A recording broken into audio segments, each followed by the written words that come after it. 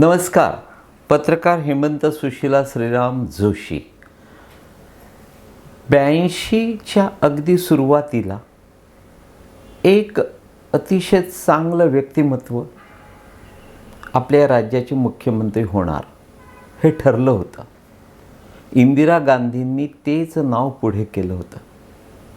शिवाजी महाराजांच्या थेट वंशाला इंदिरा गांधींनी आशीर्वाद दिले होते आणि ते होते आजचे सार्वजनिक बांधकाम खात्याचे मंत्री, शिवाजी महाराजांचे वंशज, दिवंगत अभयसिंह महाराज भोसले.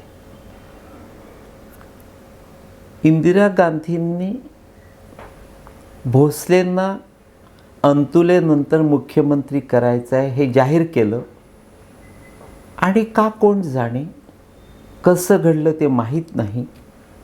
पण अभयसिंहांच्या ऐवजी बाबासाहेब भोसले यांनी 21 जानेवारीला राज्याचं मुख्यमंत्रीपदाची शपथ घेतली.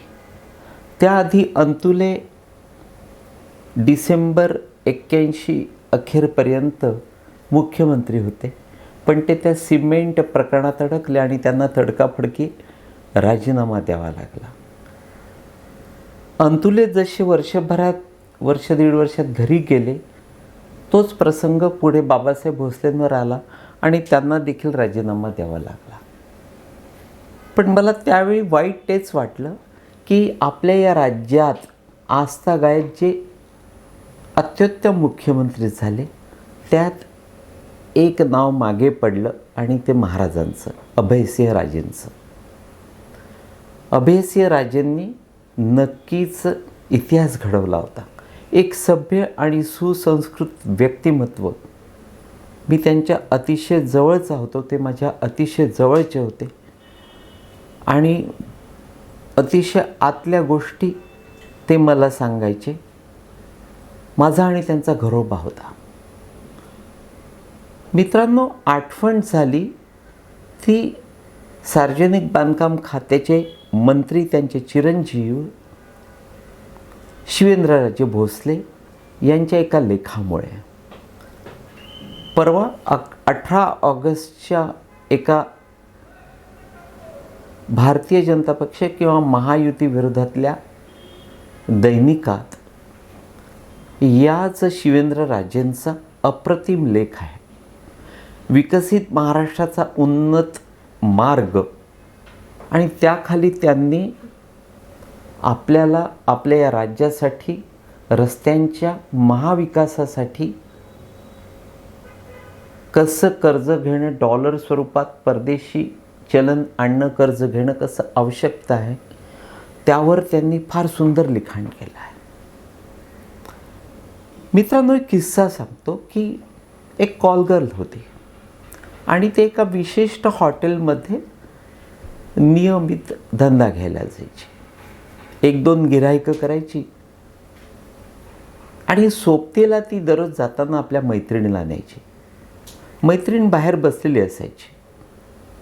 मैत्रिणीनं तिला आधीच सांगून ठेवलं होतं की मला यात ओढू नको, अन्यथा मी तुझ्या संगतीनं येणार नाही. ही शांत बसली. पण जेव्हा ही बाहेर पडायची आणि तिला घेऊन घरी यायची, जाताना ती तिच्या खिशातलं नोटांचं पुडकं काढायचे आणि त्यातले काही रुपये तिला द्यायची. ते पुडके पाहून शेवटी ही मैत्रीण देखील तिच्या संगतीनं एक दिवस धंदा घ्यायला लागली. मित्रांनो, सार्वजनिक बांधकाम खात्याचं तेच आहे.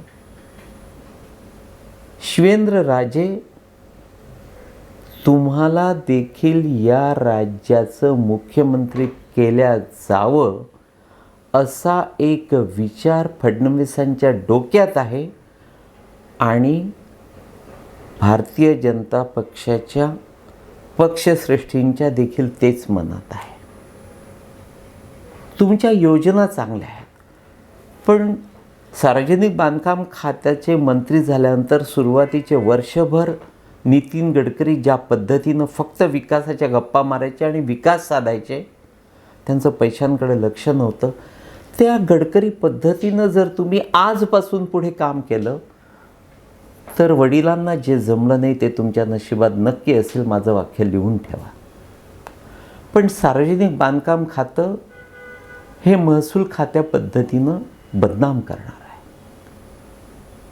या खात्यातले सारेच्या सारे अभियंते आणि त्यातले बहुतांश बिलंदर बदमाश कंत्राटदार यांची एक अभद्र युती आहे.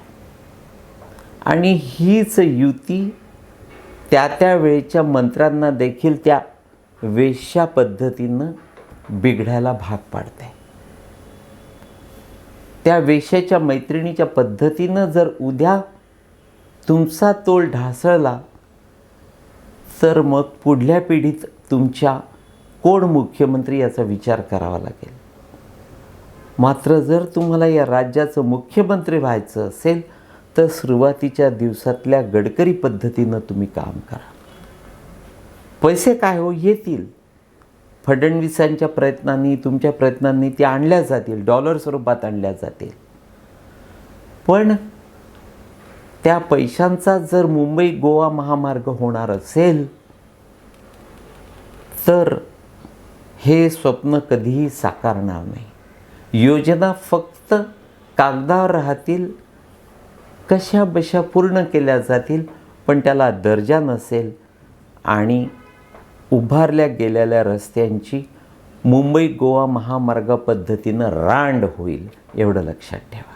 आणि ते घडता कामा नये.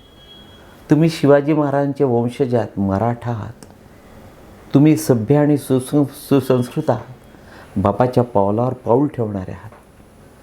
आपला कुठे तोल जाणार नाही, कारण मांजरीच्या भूमिकेत तुम्ही स्वीकारता कामा नये. मांजरीला जे वाटतं दूध पिताना डोळे मिटून, त्याच पावलावर पाऊल तुम्ही जर ठेवलं तर पुन्हा एकदा अभयसिंह पद्धतीनं तुमचं देखील नाव मागे पडण्याची दाट शक्यता आहे. काळजी घ्या. भाऊ तोरसेकरांचा 17 ऑगस्टचा व्हिडिओ मी बघितला. विनोद तावडे, उद्याच्या भाजपचे प्रमोद महाजन या मथळ्याखाली तो व्हिडिओ त्यांनी केला आहे.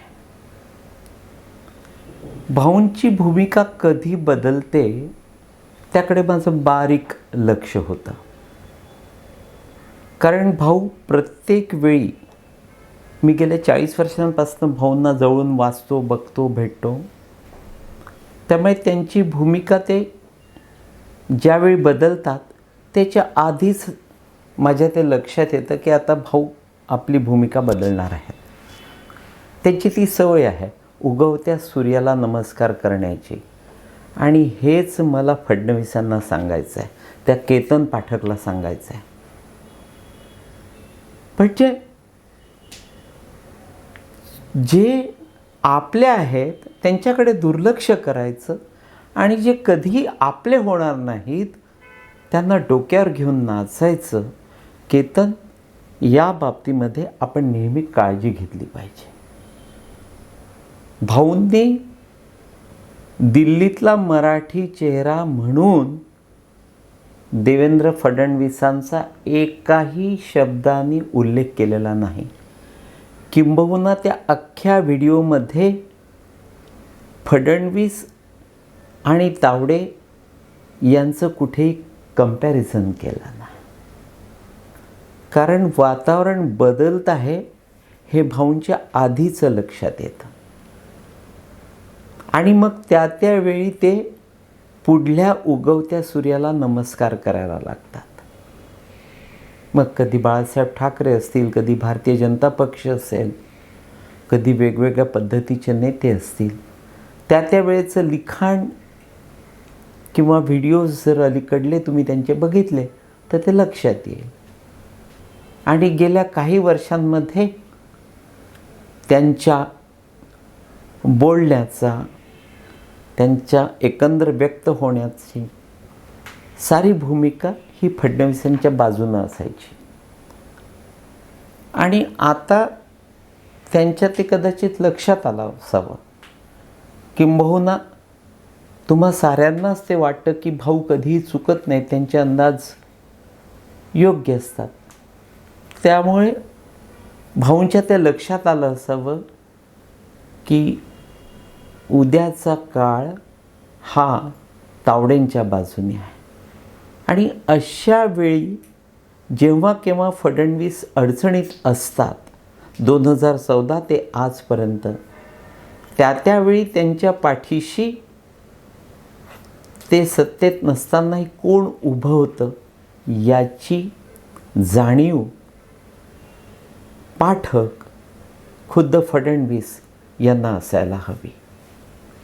मला ते ठाऊक होतं की भाऊ एक दिवस भूमिका बदलणार आहेत.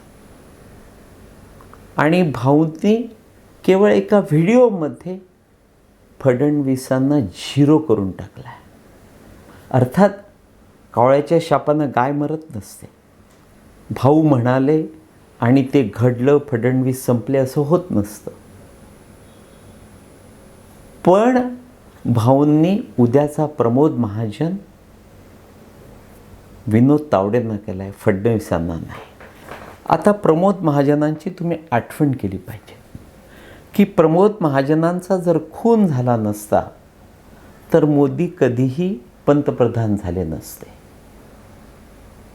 जर प्रमोद महाजन जिवंत राहिले असते आणि भारतीय जनता पक्ष सत्तेत आल्यानंतर अर्थातच देशाचे पंतप्रधान फक्त आणि फक्त प्रमोद महाजन झाले असते, हे तुम्हाला वेगळं सांगण्याची गरज नाही.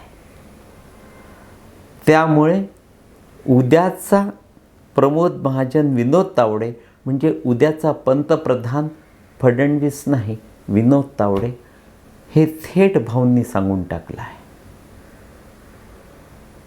आणि भाऊंच्या या स्वभावाची कल्पना फक्त मला आहे. मला ठाऊक आहे की भाऊ एखाद्याला खूप डोक्यावर घेतात आणि ज्यानं आपल्याकडं लक्ष दिलं, आपल्याला घडवलं, आपल्याला मदत केली, सहकार्य केलं, मोठं केलं, त्यांना ते प्रसंगी विसरू शकतात. हे मला खुद्द बाळासाहेब ठाकरेंनी सांगितलं आहे.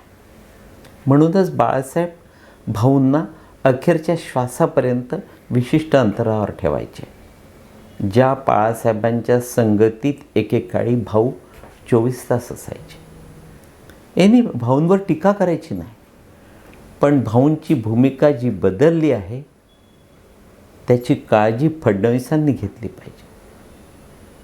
जेव्हा एखादा आपल्याविषयी टीका करतो किंवा अंदाज व्यक्त करतो किंवा आपल्याला जाणीव करून देतो, तेव्हा त्याला दोष देण्याची गरज नाही. मी भाऊंना दोष देणार नाही, त्यांच्या फार चुका काढणार नाही, ते चुकले असंही कदाचित म्हणणार नाही. परंतु भाऊ विनोद तावडेंविषयी त्या 17 ऑगस्टच्या व्हिडिओमध्ये जे जे बोलले ते फडणवीस किंवा केतन पाठक यांनी 100 वेळा ऐकण्याची गरज आहे. कारण भाऊ तोरसेकरांना विनोद तावडेंचा उद्या दिसायला लागला आहे. मित्रांनो, हा विषय येथेच संपत नाही. तूर्त एवढंच. नमस्कार.